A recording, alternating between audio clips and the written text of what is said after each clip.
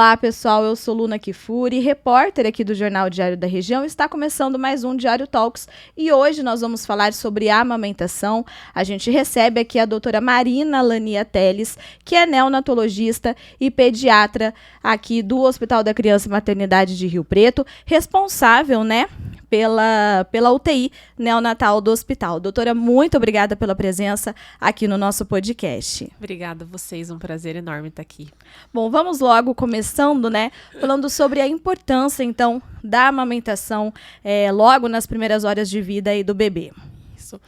A gente sabe que a amamentação é uma das coisas mais importantes, é um dos pilares que a gente tem para a promoção de saúde para a criança, e a gente preconiza e a gente espera que essa amamentação comece assim que a criança nasce.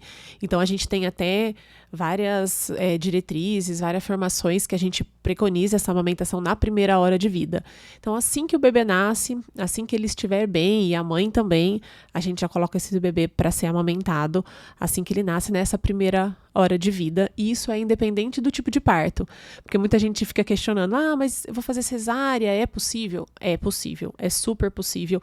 Isso não, a gente não leva em consideração a via de parto. A única coisa que a gente leva em consideração para que isso aconteça é o bebê estar bem e a mãe estar bem para que a gente possa fazer a amamentação. Sim, e depois, né, dessa primeira hora, né, do bebê com a mãe, de quanto em quanto tempo, né, que a mãe deve oferecer o peito para essa criança? Como que é a rotina aí depois, logo em seguida, né? É uma rotina que nem muita rotina.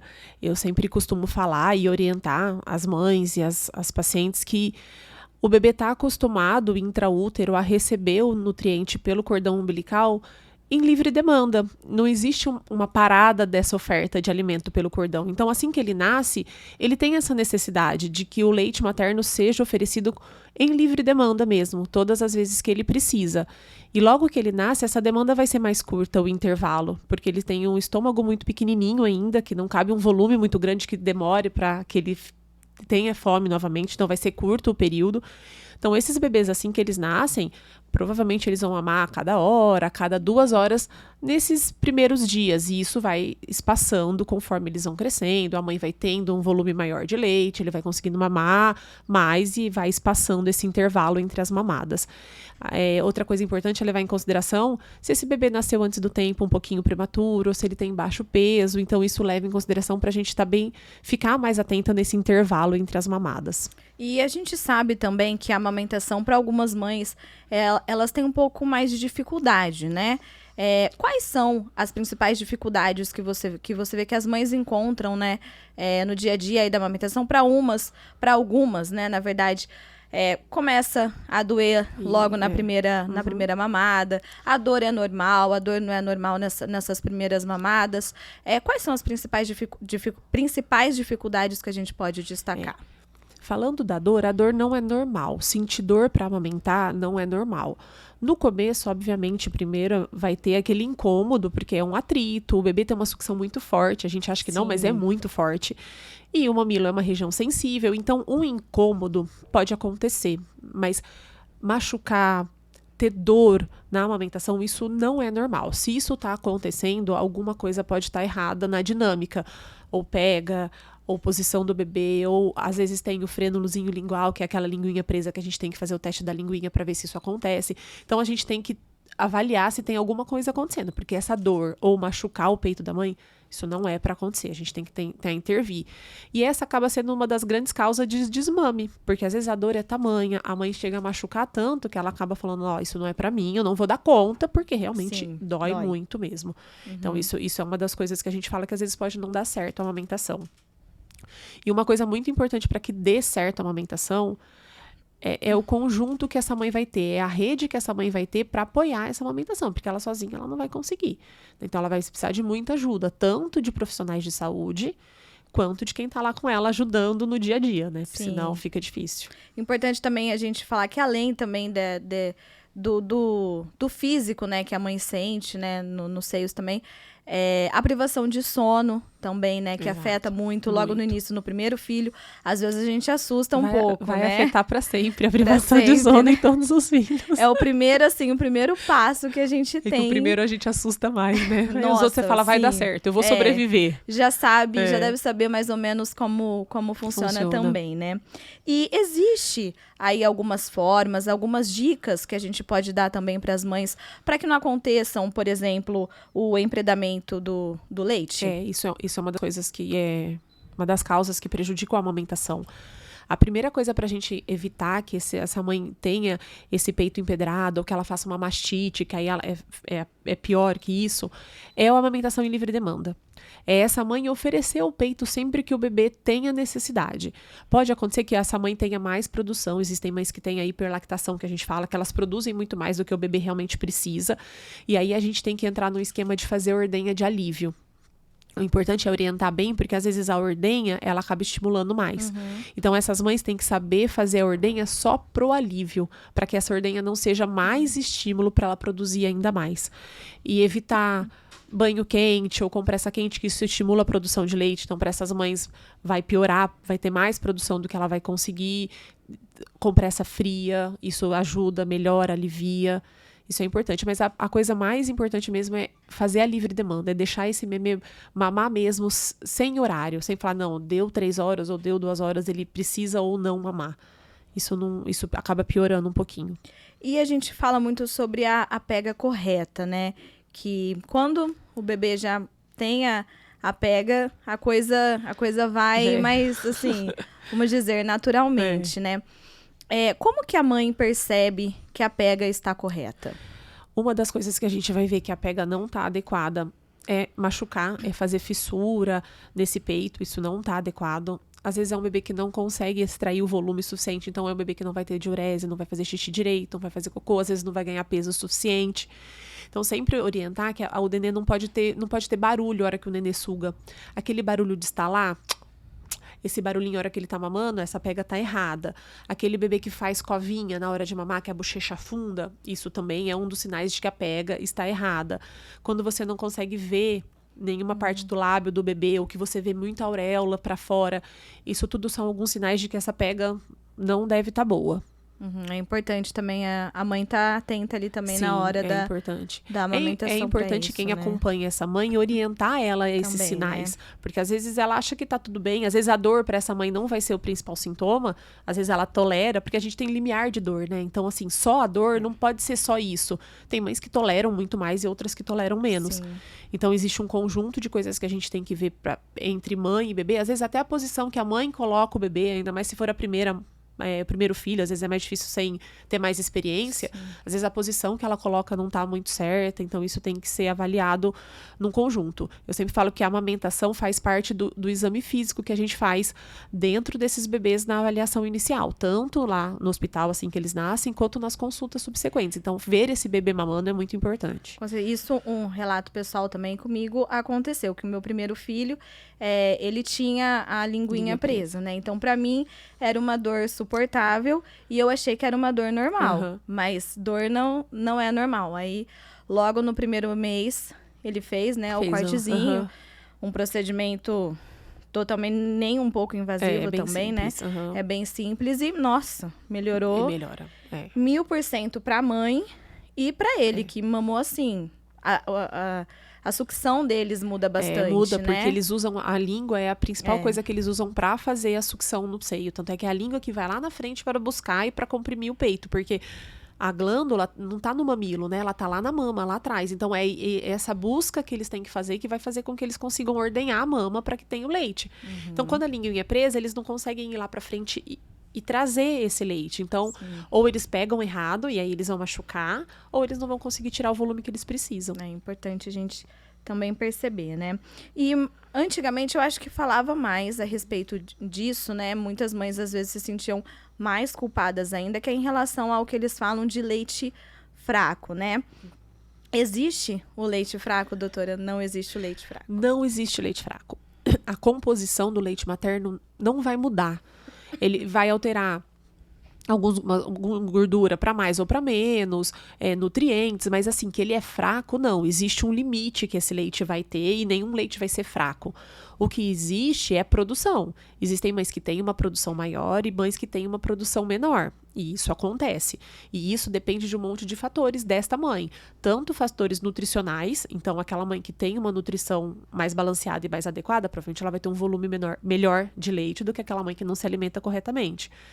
E a questão psicológica e social que essa mãe está envolvida também. Isso faz bastante diferença na amamentação, nessa parte de produção.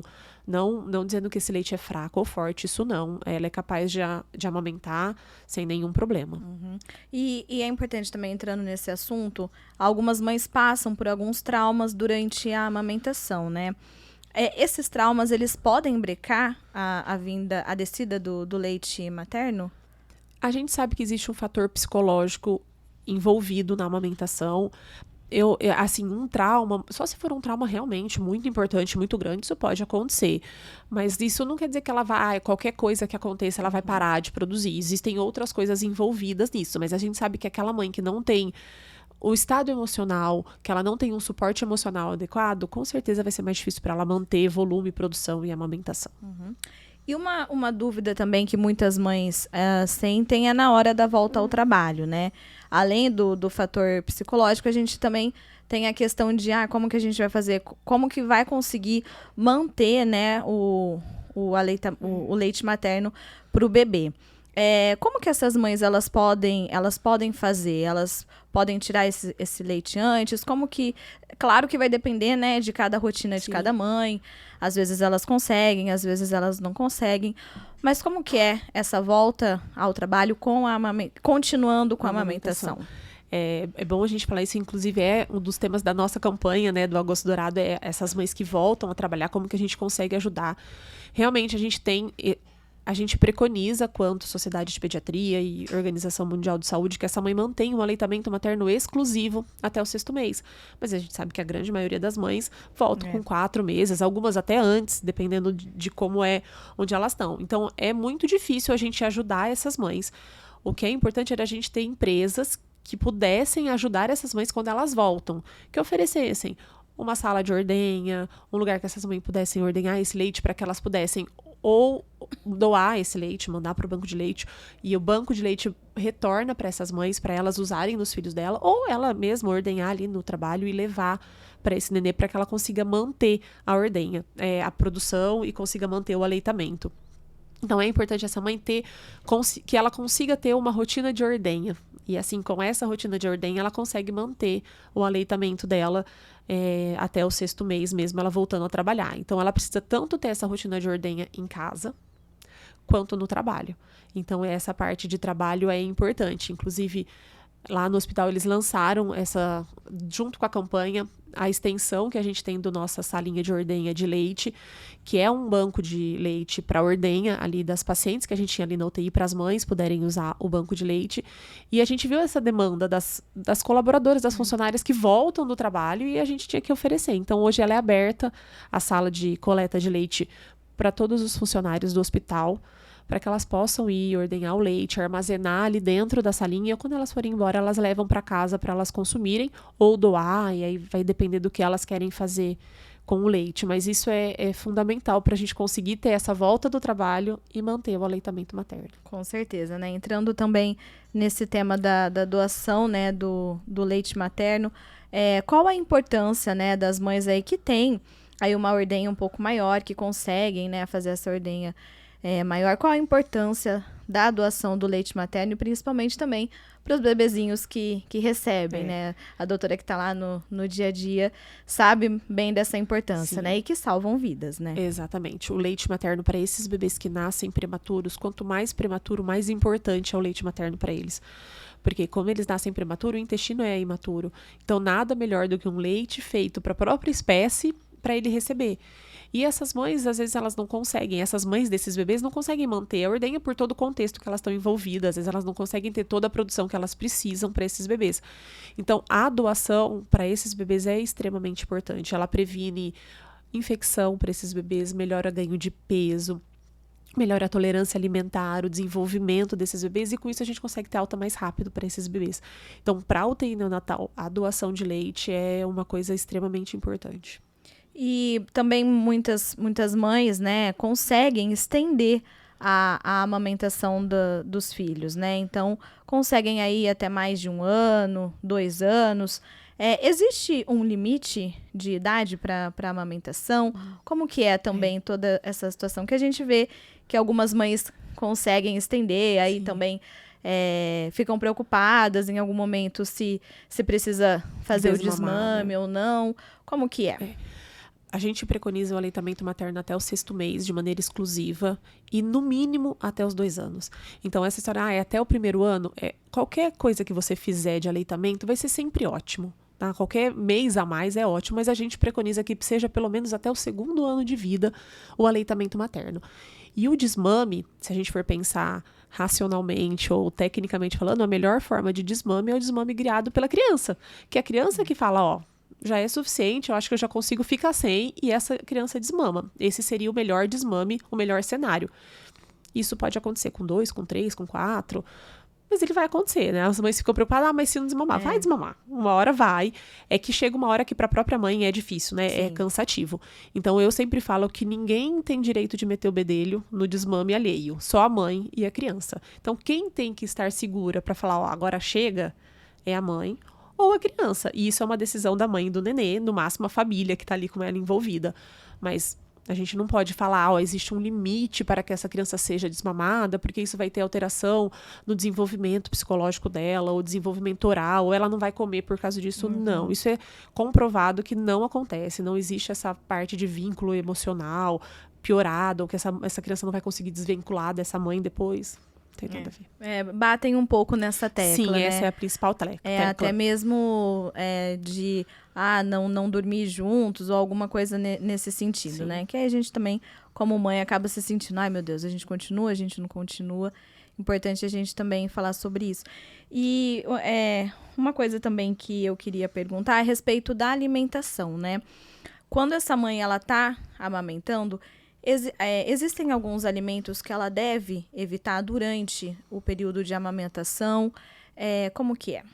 Não existe nenhum alimento contraindicado na amamentação. A única contraindicação que a gente ainda tem é bebida alcoólica, porque a gente sabe que passa pelo leite e a gente não quer isso. Então, a única contraindicação de alimentos que a gente tem é bebida alcoólica e alguns medicamentos que essa mãe pode ser que precisa, mas são raros os medicamentos que a gente vai contraindicar a amamentação. Essa mãe pode comer o que ela quiser. É importante que ela tenha uma alimentação mais balanceada possível para que ela consiga ter uma boa produção Sim. e tudo isso, mas não existe nada que contraindique. Você fala, algumas mães falam que eu tenho mais cólica, alguns alimentos. Existem alguns alimentos que podem dar cólica, mas a mãe vai sentir isso. E aí ela vai controlando a alimentação dela e vendo o que ela precisa, o que piora ou o que melhora. Mas nada que eu tenha que falar de uma maneira geral, olha, não coma isso porque faz mal pro seu bebê ou vai dar cólica. A gente só pede também para que café não seja uma ingestão muito acentuada, porque a cafeína é estimulante, mas assim, nada que seja proibido para ela usar na amamentação. O tabagismo também a gente... Porque aí o tabagismo vai entrar em drogas ilícitas, assim, aí isso também a gente contraindica, porque não é favorável, né? Com certeza. E hoje, estando no dia a dia ali, né, dessas mães, você vê uma conscientização maior do que antes em relação à amamentação Sim. com leite materno? Sim. Eu acho que elas buscam mais, a gente tem mais informação, a gente consegue discutir mais sobre isso, a gente tem mais consciência da importância do aleitamento. Eu acho que as mães se dedicam mais a isso mesmo. E da amamentação, voltando também à parte do leite, depende do bebê a quantidade que ele vai mamar, né? Mas existe um período, por exemplo, meu filho fica 15 minutos no peito. É o suficiente? E também uma dúvida até na época, pessoal, a mãe sempre amamenta um pouco em um peito, um pouco no outro peito? Como que pode ser? Ou cada rotina vai ser de uma forma? Não existe tempo de mamada. Tá? Porque eu sempre costumo falar, a gente não almoça todo dia com o mesmo tempo. A gente sempre almoçar, tem dia que você almoça em 10 minutos, que você tá com mais fome, você come mais rápido, no outro dia você demora meia hora para almoçar. Então não existe um tempo certo, porque também depende, além da força e da avidez que essa criança tá sugando, da produção. Tem mãe que tem boa produção e a ejeção do leite é muito boa, então sai um volume muito grande, então pode ser que esse bebê mamando 5, 10 minutos seja suficiente para ele. Tem mãe que é mais difícil de extração, da ejeção desse leite, então pode ser que esse bebê precise de mais tempo mamando. O que a gente costuma falar é que um bebê que mama 2, 3 minutos provavelmente não é suficiente, nem aquele bebê que fica 1h30 no peito. Alguma coisa nos extremos a gente tem que investigar que deve estar errado, mas não existe um tempo específico de mamada. Tanto é que uma das coisas que eu sempre oriento para a mãe é tira o relógio. Esquece relógio na amamentação, não fiquem cronometrando tempo de mamada nem intervalo entre as mamadas, porque tem que ser livre demanda mesmo. Você vai cronometrar mais um intervalo maior, aquele bebê que dorme por muito tempo, nos primeiros dias você tem que ficar mais de olho, mas isso não tem um tempo certo de mamada. A gente não consegue saber esse volume certo, porque vai depender de muitos fatores para que essa mãe consiga amamentar. E o peito, o que a gente orienta é, como depende de força de sucção, de produção, a orientação é que se esse bebê esgotou o peito, ele mamou o suficiente para que a gente sinta, a gente fala isso, a mãe fala, mas eu vou sentir, a gente sente, né? A hora que o peito está mais cheio ou mais murcho. Então a gente sabe que aquele bebê realmente conseguiu esvaziar aquele peito, então a próxima mamada a gente vai dar o outro peito. Às vezes ele vai no peito só para dar uma mamadinha e dormir, que você vai ver que é uma sugada que não, então eu posso voltar naquele mesmo peito. Então a mãe que vai controlando isso para tentar saber o peito que ela tem que dar. Não existe uma regra, porque as mamadas não são todas iguais, né? Então a gente tem que ir controlando o peito que tá mais cheio ou que o bebê acabou de mamar. E a criança, a gente sabe também que algumas crianças a mãe não consegue fazer o aleitamento, não consegue dar o leite materno, né, para a criança.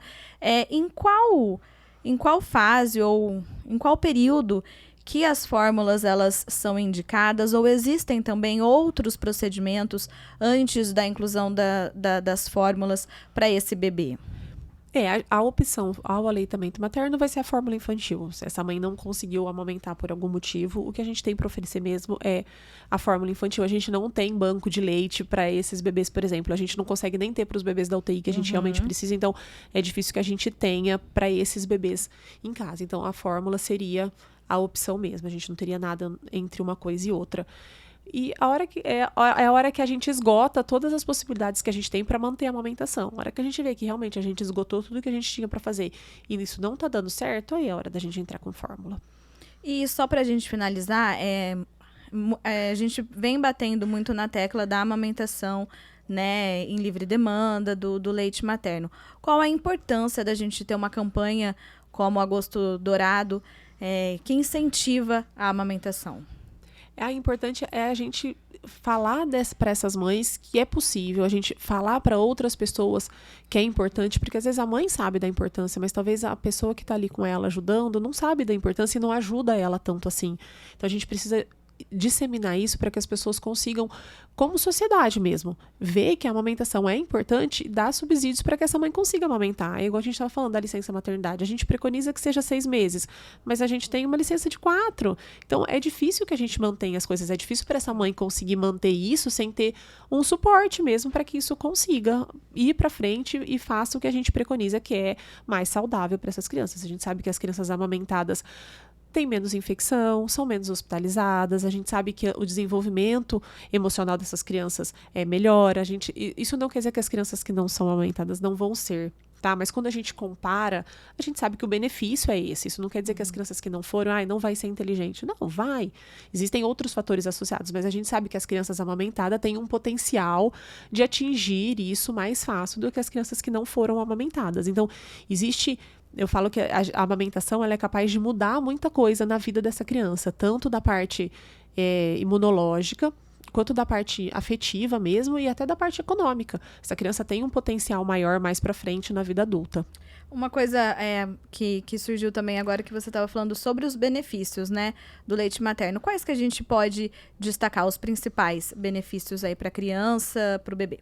Então, a gente tem os benefícios imunológicos, que o aleitamento materno passa anticorpo, é como se fosse uma vacina constante. Então, se eu pego, por exemplo, um resfriado, eu produzo anticorpo e esse anticorpo passa para o bebê. Provavelmente esse bebê vai ter menos resfriado ou alguma coisa assim. Então, as doenças que eu tenho e que eu faço imunidade, eu consigo passar para esses bebês. Então, a parte imunológica é melhor, a gente melhora muito a microbiota intestinal desses bebês, porque a gente coloca as bactérias boas, a gente desenvolve esse intestino, que é uma barreira de proteção super importante. A gente sabe que o desenvolvimento desses bebês amamentados é melhor, da parte cognitiva mesmo, e até de coeficiente de inteligência dos bebês em aleitamento materno é melhor, porque o aproveitamento dos nutrientes é melhor, porque é feito especificamente para ele. A gente sabe que diminui chances de alergia as crianças que são amamentadas. A gente sabe que essas crianças que são amamentadas, elas conseguem ter um maior vínculo afetivo também, mais seguro para essas crianças. Outra coisa importante que a gente tem do aleitamento materno é que as infecções são menores, então a gente não tem hospitalização dessas crianças, principalmente por quadros respiratórios e alérgicos ou gastrointestinais. A gente sabe que essas crianças melhoram bastante. A parte oral das crianças amamentadas, como a sucção é feita de maneira específica no peito da mãe, não com uso de bico artificial, o desenvolvimento da cavidade oral dessas crianças é melhor. Então, a chance de ter problemas dentários ou problemas de fala, com fono, de posicionamento de língua, de musculatura oral, isso altera bastante com as crianças amamentadas. Tá certo, doutora. Muito obrigada pela vocês. participação aqui no nosso podcast. O Diário Talks de hoje fica por aqui e até a próxima.